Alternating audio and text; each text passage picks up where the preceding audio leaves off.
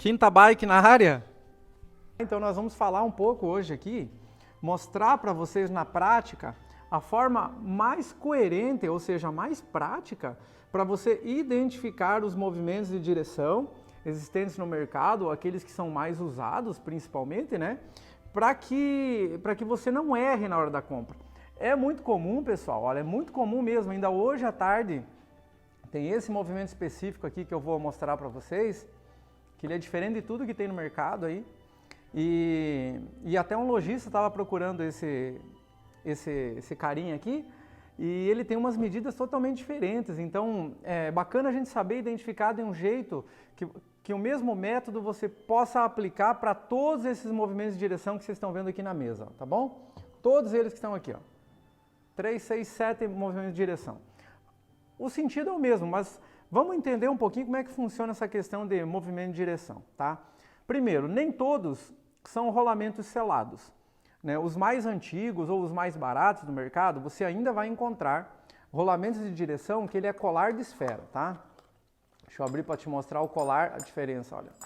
Ainda são, ó, o colarzinho de esfera lá, né? Que simula aí, de certa forma é um rolamento, né? Mas a gente chama de colar de esfera, né? Porque ele vai dentro do copinho aqui, ó, do copo. Vou desativar as notificações, pessoal, só um segundo aqui, os comentários, né? Pra gente poder ver melhor. Então, ele vai dentro do copinho, né? Com a outra parede interna aqui, ele faz a função de um rolamento. Mas ele não é selado, né? Então, o que acontece muito com esse tipo de movimento? Entra muita água, entra muita areia, está mais sujeito a ferrugem, né? Até é importante até falar, né? O tipo de graxa que se usa muitas vezes, tem graxas muito densas que o pessoal acaba usando na montagem desse movimento aqui, que acabam até criando uma certa oxidação aí no mercado, aí a gente está vendo isso acontecer, tá bom? Então existe basicamente os movimentos que usam colar de direção, que são movimentos mais baratos, eles vão partir aqui de movimentos aí de R$10, né, com colarzinho até 40, 45 reais. E aí nós vamos ter os movimentos de direção que ele propriamente já utiliza. Deixa eu abrir aqui, só um modelinho, a gente já vai falar individualmente de cada um deles. Que já utilizam aqui, ó, embora ele utilize o copo também para fazer a montagem, né? Mas, ó, já é o rolamento selado, ó, né? Que vai dentro do copo também. Mas já ele fica bem mais caprichado, né? Ou seja, a probabilidade de entrar sujeira aqui, a água, ela é bem menor. Não que não entre, mas ela é bem menor. Consequentemente, ele dá mais vida útil para esses movimentos, sabe? Então, a gente percebe o pessoal que anda muito em chuva, lama, final de semana, com bastante umidade de terreno, tudo acaba de uma forma ou outra sempre tendo que fazer uma revisão mais contínua dos movimentos de direção, porque de fato eles tendem a danificar um pouquinho mais rápido, os colar. Então basicamente a gente tinha esfera e também rolamento selado. Outro fator importante que a utilização com garfos, onde existe uma rosca no garfo, e aí o movimento ele é parafusado nele. E outros que a gente chama de headset, que são os garfos lisos, né? Existe já uma espessura do garfo um pouco maior também, lá na espiga, né? Onde é feita a montagem. E por consequência, né? Até a forma de fixar ele na bike é um pouco diferente. Então, estamos aí diferenciando os modelos. Mas agora vamos para o princípio, tá? Lá atrás, então, lá no início das bikes, do mountain bike, tá? Lá atrás, o uso mais comum era o movimento standard, ou o movimento sueco, ou o movimento sandal. Lembra da marca de bike Sandal? Foi até batizado, tem uns que chamam de movimento sandal. Ou movimento 21.1, ó, interessante, ou 22.2. Percebe como há uma diferença grande de nome dos movimentos e talvez por conta disso que haja tanta dificuldade na interpretação e encontrar o movimento correto. Porque cada região trata com um nome, começa por aí, tá? E em alguns lugares também, fabricantes, né?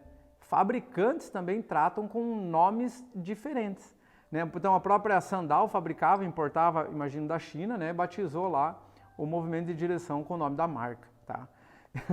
Então, há necessidade o quê? Todos eles são iguais, com nomes diferentes, mas e como é que eu compro isso? Como é que eu vou fazer essa compra, tá? Começa por assim, vamos lá, o 21.1 é aquele movimento mais antigo, eu vou colocar na tela agora aqui, deixa eu ver onde eu acho aqui, que a gente chama de Standard, tá? Tá aí a fotinho dele. O Standard, geralmente ele é comprado com esse nome, ó, 21.1, Standard 21.1 ou Standard 21.2. O que diferencia entre eles? Os dois, conforme você está vendo na foto, você percebe que na parte superior aí, ó, tem uma porca. Essa porca é justamente para parafusar o movimento na caixa central, né?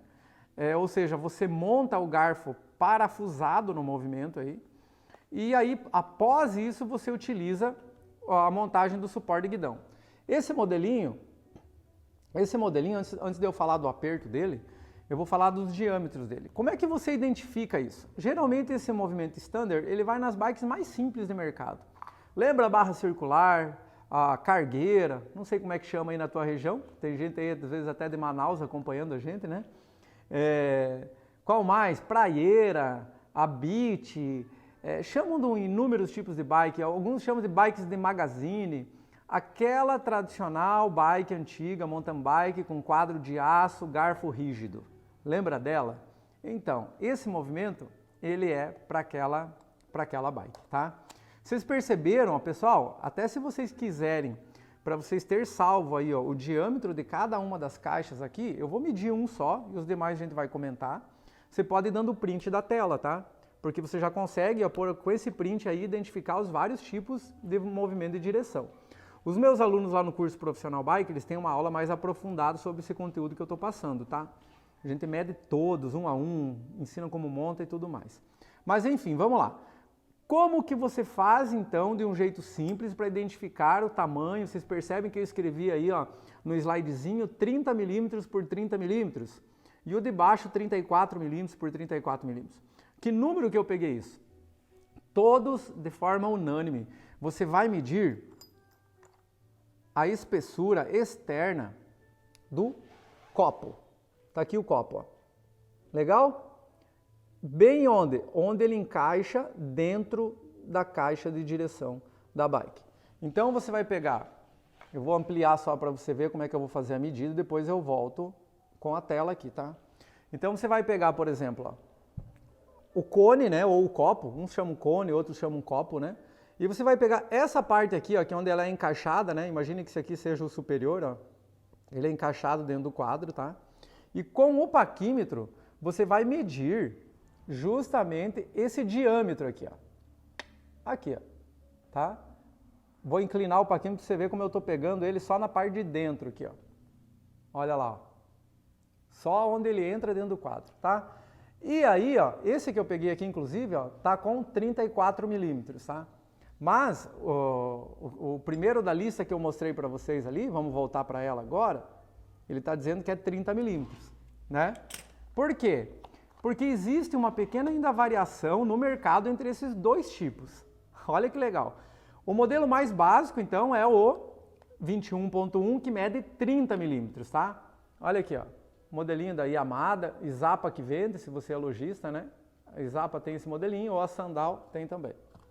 E esse outro que eu medi aqui, 34. Alguns, pessoal, vem escrito aqui uma etiqueta mostrando aqui, ó, se é 21.1 ou 22.2, tá? Já esse Yamada aqui, ó, ele não vem escrito nada disso. Quer ver como é que tá a descrição da etiqueta aqui? Caixa de direção RSC Standard, tá? Só Standard, QLP-5D. Entende por que há essa dificuldade? Porque nem sempre eles usam a mesma nomenclatura de descrição. Então aqui, ó, eu já conheço então dois modelos aqui, ó, que é o que está na tela, que é o que você está vendo aí. São iguaizinhos, forma de montar igual, muda apenas o diâmetro, tá? Então pode acontecer, por exemplo, de você encontrar até uma barra circular, uma cargueira aí, que utilize esse 34.34 milímetros. Porque 30 por 30 e 34 por 34. É o tamanho dos dois cones, né?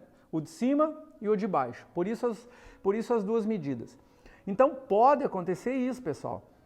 É interessante o que então? Olha só. Sempre medir a parte interna da caixa da direção na hora de fazer a compra do movimento central, do movimento de direção. Porque com essa medida, se você medir lá no quadro, vai estar 30 ou vai estar 34. E aí facilita, você vai ligar para o lojista, onde você for, e aí você vai poder encontrar com eles lá justamente o tamanho correto para a sua bike, tá? Porque existe essa variação, e se você comprar com 1 milímetro errado, já não dá certo, E entenda que toda caixa de direção, salvo em quadros de carbono, onde vai o rolamento direto no quadro, né? Ele não vai copo, ou seja, todo movimento de direção que utiliza copo, ele tem uma montagem muito parecida com o central press fit. Ele entra sob pressão. Então, há essa necessidade, pessoal, de estar verificando isso antes, tá bom? Mas para vocês entenderem que existem esses dois modelos de mercado, tá? Depois disso, grave esse 34.34 aí. Depois disso aí, nós fomos para outro movimento. Antes de ir para outro movimento, eu estava esquecendo. Esses dois aqui, eles não utilizam aquele suporte de guidão grande. Lembra que é o que se utiliza hoje? Ele não utiliza esse tipo de suporte de guidão onde o aperto se dá por cima. Ele utiliza esse antigo suporte de guidão aqui, ó, e aí você vai entender por que daquela medida que chamam de 21.1. Quando eu meço aqui, ó, a espessura do suporte de guidão que vai dentro do garfo, eu vou entender, ó, verificando ali, 21.1 milímetros. Entendeu por que ele chama 21.1? Por causa do suporte. Tá? Após isso, pessoal, começou a surgir as tecnologias novas que foram daí os garfos headset, garfos sem rosca. Sem rosca, tá? Vou tirar agora. Surgiram os garfos sem rosca, que daí utiliza, sim, esse tipo de suporte aqui, ó. Tá? Olha que legal. Uns chamam de over, outros caixa integrada, né? Mas ele, para você identificar o tamanho dele, ó, mais uma vez, a gente vai medir o cone, porque ele também tem cone. A diferença dele em relação ao outro, olha aí, a diferença dele em relação ao outro é que ele não tem rosca para rosquear no garfo, então como consequência, né, ele não prende nada no garfo, ele só vai prender a hora que você termina a montagem dele. Porém, a fixação dele na caixa de direção, ela se dá por essa peça aqui, ó. A tampa, né? Uma tampa que vai em cima do suporte de guidão. E essa pecinha aqui embaixo, ó, que a gente chama de aranha. Olha ali, ó.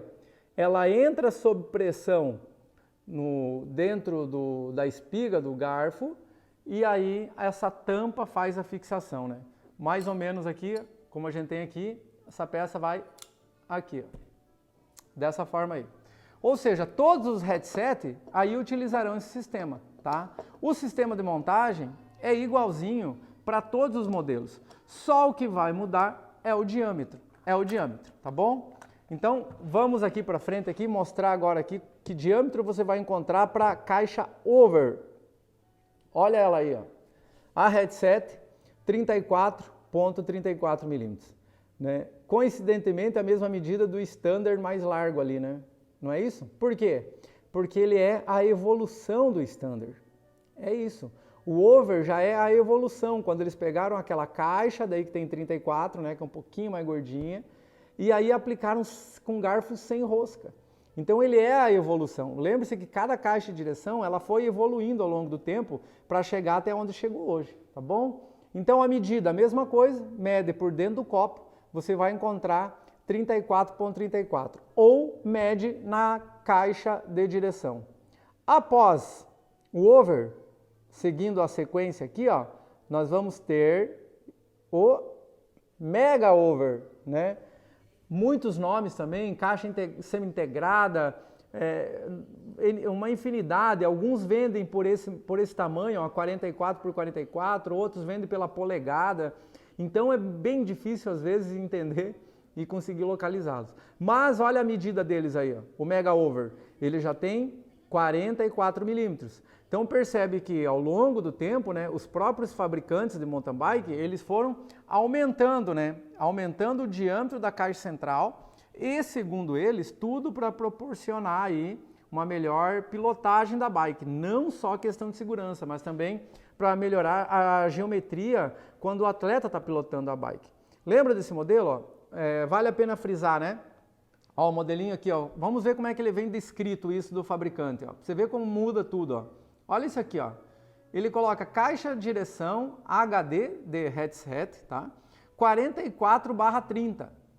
Aonde você está vendo 30 aí na medida? Em lugar nenhum, né? Internamente. Aí 1.1/8, e olha aqui, ó, 1.1/8. Ou seja, na descrição da caixa aqui você não encontra 44 por 44 milímetros. Tá vendo como é que é? Ah, mas você pega outra marca, utiliza uma nomenclatura diferente. Então é difícil muitas vezes identificar por causa disso. Então a forma mais coerente que eu encontrei para poder localizar, até quando eu faço compra, eu já peço, ó, tem que ter essa medida. Geralmente essa medida dos cones, ela está na descrição dos itens também quando você está comprando.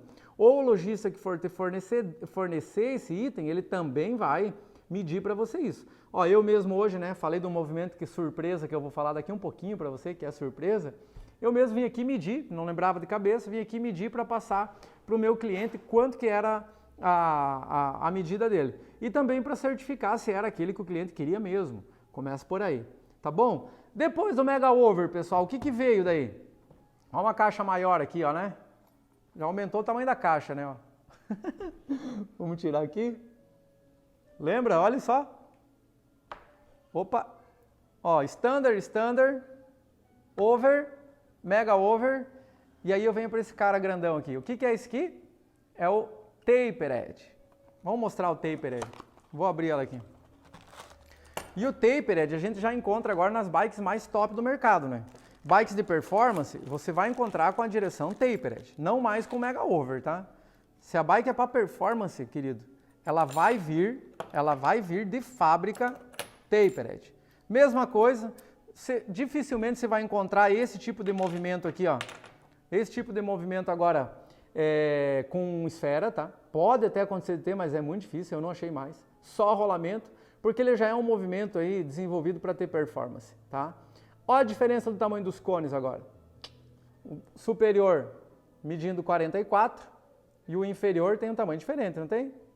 56. Cadê? Deixa eu colocar o slide para você fazer o print. Tapered, cadê você? Aqui. Aí, ó. Pode dar o print aí para você guardar.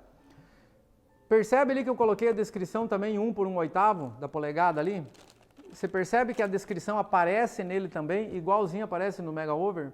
Entenderam? Então, compre pela medida em milímetros do cone. Tá aí, ó, superior 44, inferior 56. Importante frisar, cuidar disso, tá?